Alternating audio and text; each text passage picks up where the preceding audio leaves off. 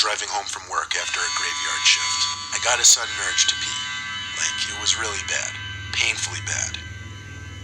I was driving down a quiet parkway with no other cars, so I figured I'd pull to the side real quick and pee in the woods. I put my hazards on just in case that off chance that a cop rolled by. After I finished, I got back in my truck and tried to start it. Instead, all I heard was the sickening sound of a car battery failing to start the engine. I tried at least 5 times before I gave up, not wanting to drain the battery anymore.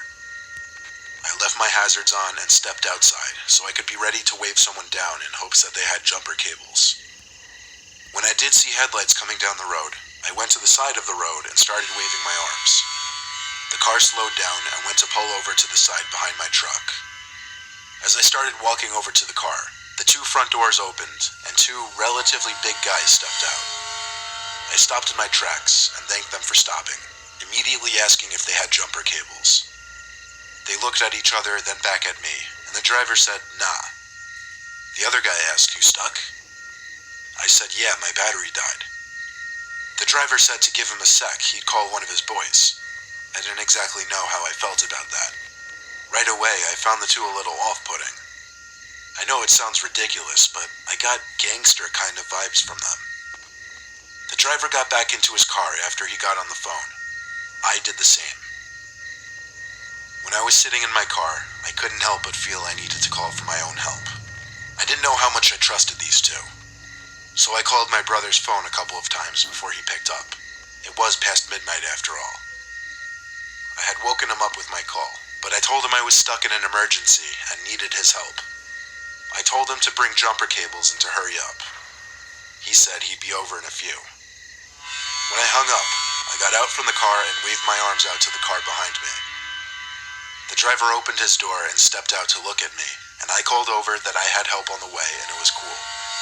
All he said was, "Aight then," and got back in his car. That feeling of danger suddenly exited my body, and I felt at ease. I leaned my seat back so I could relax in the meantime. But soon, it came to me that I didn't hear their car pass by. I turned back and saw that their car was still there. It had been almost 5 minutes since I'd waved them off.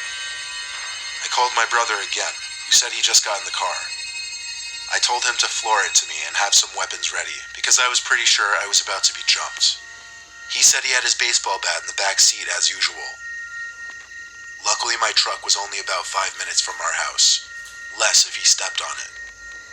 I started to beat myself up for not just holding it in for another 5 minutes, then this wouldn't have happened. Finally, more headlights appeared coming up the parkway. The approaching car slowed and pulled up behind the car that was behind me. I got out from the car and started waving my arms again.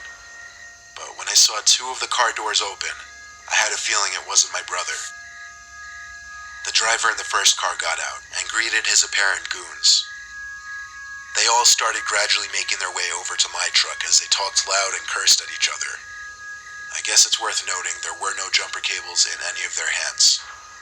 I'm not a lucky person at all, but when I saw the familiar headlights of my brother's Mustang zooming down the parkway towards us, I felt as if my luck had turned around for once. He pulled up his car in front of my truck and he came out with his baseball bat.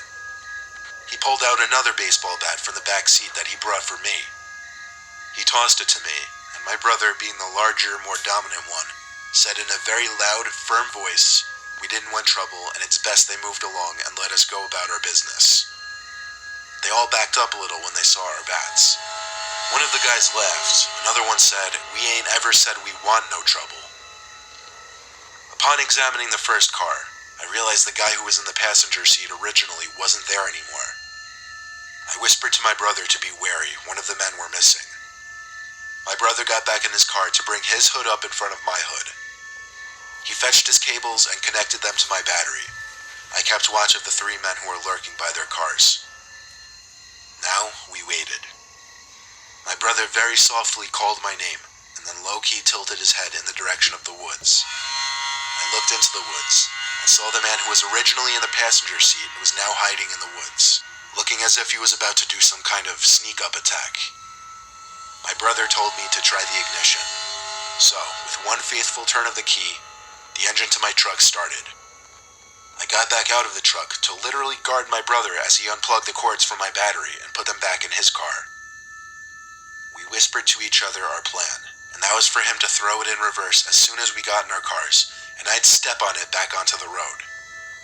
After closing our hoods, we took one last look at the men huddled by the third car, looking at us. Then we ran for our respective vehicles and stepped on the gas.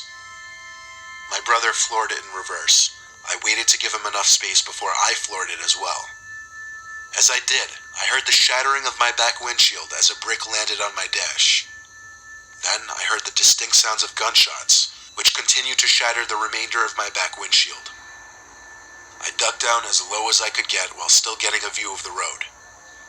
The two of us managed to flee the scene unharmed, and they didn't chase us. We went straight home to tell our 65-year-old dad, who claimed he was 100% sure we just had an encounter with a local gang. Our dad also told us not to take that specific parkway at night because it's not a safe road.